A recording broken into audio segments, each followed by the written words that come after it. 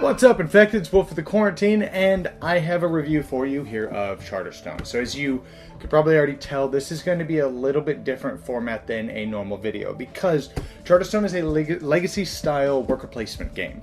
So because of that, I don't want to show any of the game, because that way we can avoid spoilers, because my board has a bunch of stickers on it, writing, all kinds of things. So I want to avoid spoilers for anybody who does not want those. Now, with that said, at the end, I'm actually going to bring my wife and daughter on cam, and we're going to talk about our game specifically to include spoilers. So what I'm going to do here is I'm just going to really just dive right into the final thoughts, basically, of the game. But basically how you play this game is it starts off very, very basic and slowly gets more complicated as time goes on. So you start out, it's a generic worker placement game. Everybody's got a little person that doesn't do anything. You have a couple workers, you put them out on the board.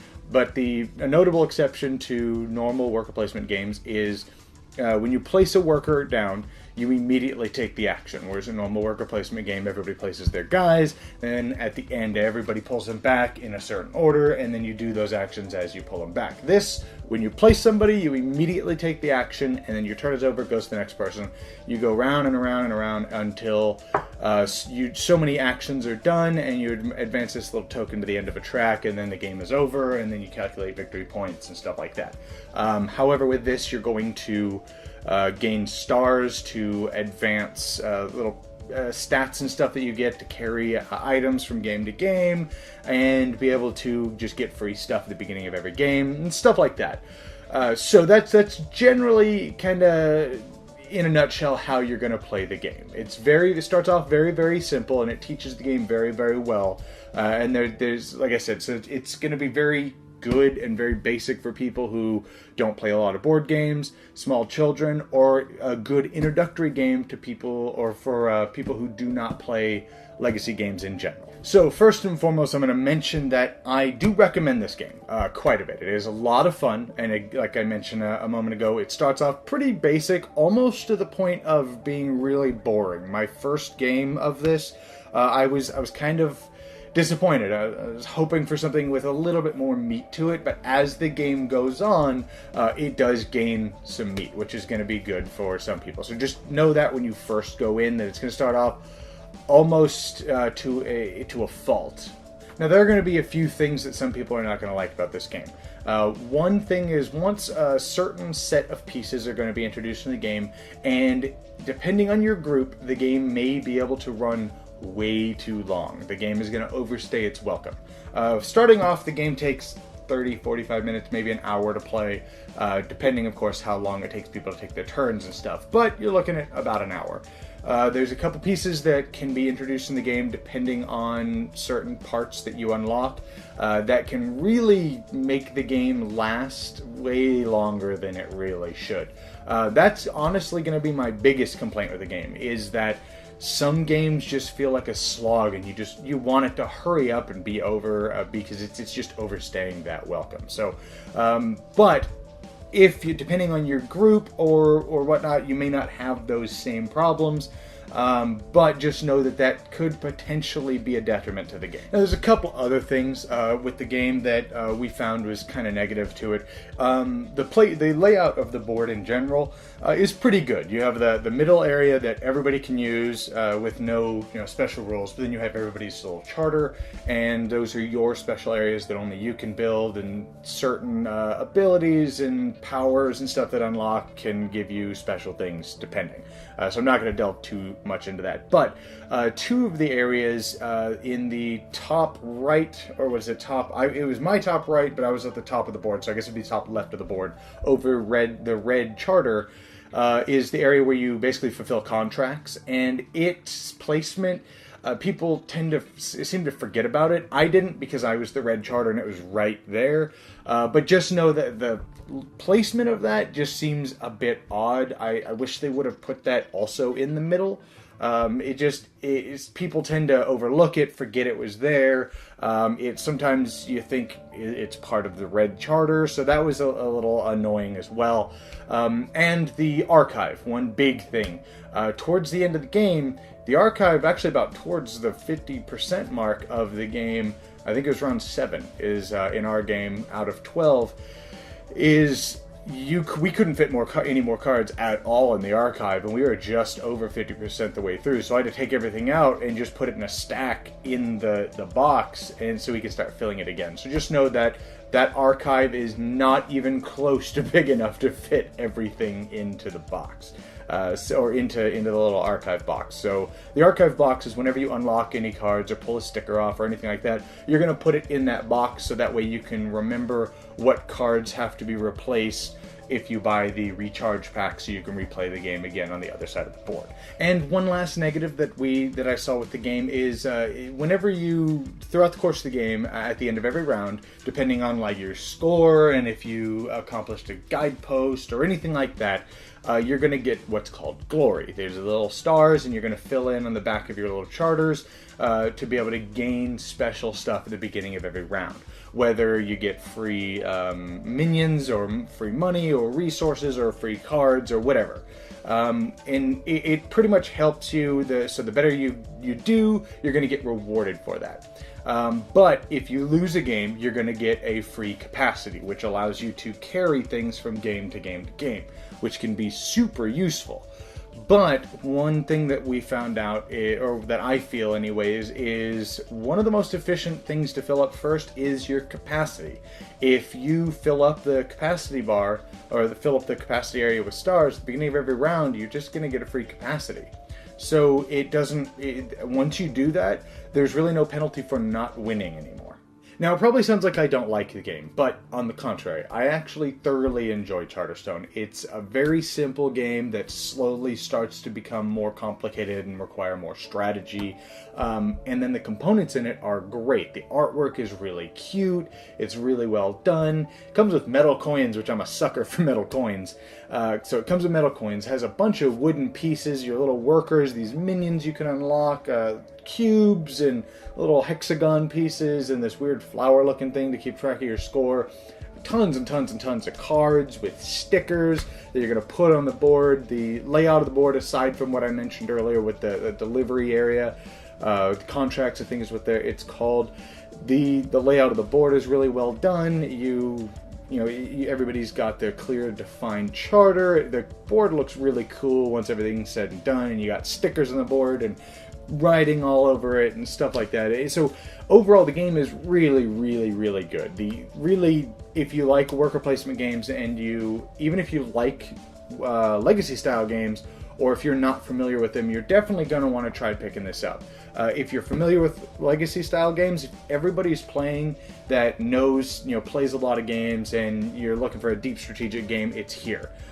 Games can run a little long because you can really squeeze out and exploit the system quite a bit. But if you're playing with your family or parents or whoever, people who don't play games, there's a lot here as well, because again, it slowly introduces the game, so you feel like you're learning organically, which is really, really cool. Plus, it's telling this really funny story, really cute, which I'll get a little bit more into that again in the spoiler section.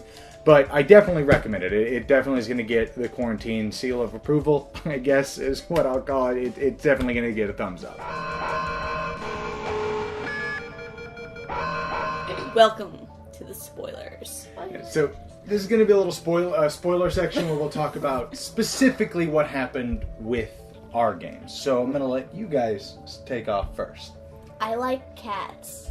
So if you don't want any spoilers, you're going to want to turn the video off now. You already have, it's got the recommendation. It's got the recommendation from you guys, right? You guys enjoyed it? Oh, yeah. Yeah. All right, so yeah, fantastic game. Pick it up. Now, if you're okay with some spoilers, definitely stick around, but just know you've been warned.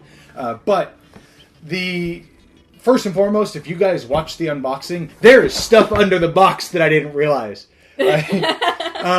He even looked under the box, and then once it said it, it's like, there's stuff under the box. Yeah, like during the unboxing, I even pulled the insert out, and I didn't notice anything. But one of the cards, it tells you like how to find the stuff under the box, and I almost freaked out. I was like, "What? There's stuff under here?" I lost it. Witchcraft? Like, this is witchcraft. Yeah. So there's more stuff under the box, which is fantastic.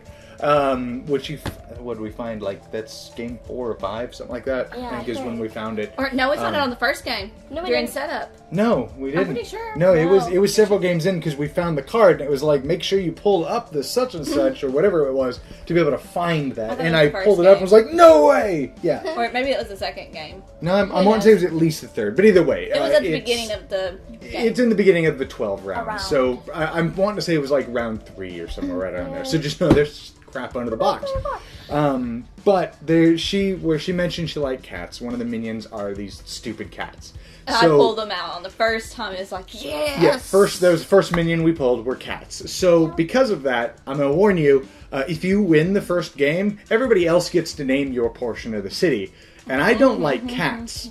So, because she unlocked the cat part of the city, they both decided to name the entire theme of our charter is going to be cats. So my town, and I don't like cats. We own 2, but of course And we that's own why 2. we went for yours for Tobin Town. My town is Tobin Town. So just know, if you don't want somebody else to win or to name your city, don't win the first game. Just let yourself lose, let somebody else win.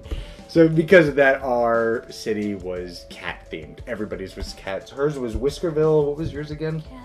Caddish or cat? No, it was Cat Town or something. Nope. wasn't No, it was Caddish. Caddish. Okay. So yeah, there's that. The story. What do you guys think of the story? I liked it, but the king thought is it was- brutal. Yeah. The king is very brutal. I thought this was different. It really didn't seem to play too much into Yeah. the gameplay itself. At least we got to make choices. Well, yeah. So you get to you And get up these. until like the last, like the end part. Yeah. That's when the story really started to become actually relevant. Yeah, the whole, I'm wanting to say the first probably, 9 or so, Yeah, it's 9, like, maybe oh, 10. the king's coming, the king's coming. Yeah, basically Yeah. the story is just like, you're starting a city and the king is going to come eventually and see what's up. And you're just trying to appease the king, really, is what it is. And it's really in the background. But the last, 2 or 3 is really cool. At one point, you have to light a candle. And you have to do the game before the candle. Before the candle extinguishes. Our game lasted 30 minutes because there was no banter. It was shut up and take your turn because it tells you to keep note on whose turn the candle went out on. So none of us said anything. We just shut up, took our turn, and went on. And we had 15 minutes or so left because we let the candle keep burning just to see how long it would take. I think 15 minutes after. So you have about 45 minutes to finish that game, or else somebody's going to get screwed. And we don't know what it is because we didn't open up things that we weren't supposed to. But, yeah, it's a really cool mechanic because you're used to being able to take your time and think about what's going on. So it was really cool. And then the last, 3, the story starts unraveling, and the king is a jerk. So I am going to gather your souls, that way I can live longer. Give Basically. me your soul. And so you're trying to he's trying to basically absorb you guys so he can be the immortal king or whatever. And you can let him you can rebel against him or whatever. I don't remember what the other one is, but we fought back. And then one person, whoever wins the game, is going to be the immortal king. Ooh, you're the immortal king now. Yep, I'm the immortal king, which Praise you the guys king. Are supposed to be calling me king. No! But they also wouldn't let me. You get these little weird. They didn't make a whole lot of difference. The people you get halfway through, I don't remember what they're called. Where I named my guy Inigo Montoya. They don't do anything that I saw unless we missed something. Yeah, the little helpers that didn't do anything. You get them. It's got this little story blurb to it. Or You got to get a capacity or something else. I don't remember what it was. And you choose one of those, but then it's never brought up again. Unless we missed something or misread a rule or overlooked something, they never became relevant. Maybe they would have if we made different decisions, I guess. yeah, maybe. But in ours, it never did anything. But there was a cute little brunette girl that wanted to date whoever got it, and they wouldn't let me have that one. because you're supposed to shuffle them up and randomly deal Poor it. Daddy. Yeah, I was angry. They wouldn't let me have that one. But overall, the game is fantastic, and I'm trying to see here if there was anything else that I wanted to talk about with it, but there wasn't. I know one thing. What's that? Back to the candle thing. With like the rules with it on that game. Whoever goes to like one of the little cards with like, the black cube. You can't go to the black cube areas, which is interesting because in our game, all of the basic resources wound up having the black cubes on it, which really sucked. Because if you go to a black cube, you have to blow out the candle, and you don't want that. And so whoever blows out the candle, like loses the game. Well, it doesn't lose the game. We don't really know what happened. We don't really know what happened. Because we never opened. It just says make note, and where we didn't have to blow out the candle, we never had to find out. So, but it wound up making the game really tight, and you had to think about, like, that was the one game we really wanted it over as fast as possible, for obvious reasons, because we wanted to finish it. It had to make sure game. that the fan wasn't on. Do not breathe in the general direction of the flame. We put it off to the side. Nobody breathe in the direction of the flame. We even covered it with our Charterstone boxes. Yeah, we put the Charterstone boxes around it so like air couldn't blow over to it. Just in case of the cats or anything too. So it was a really interesting mechanic. I definitely liked that as well. But like I said, we don't know what would have happened otherwise. And so that is it for Charterstone. It is a fantastic little game. They both enjoyed it as well. Alrighty, and I hope you guys enjoyed this, unless you guys have anything else to say about Charterstone. I think we're good. If you hope you guys enjoyed this video, and I'll see you guys next time in the quarantine.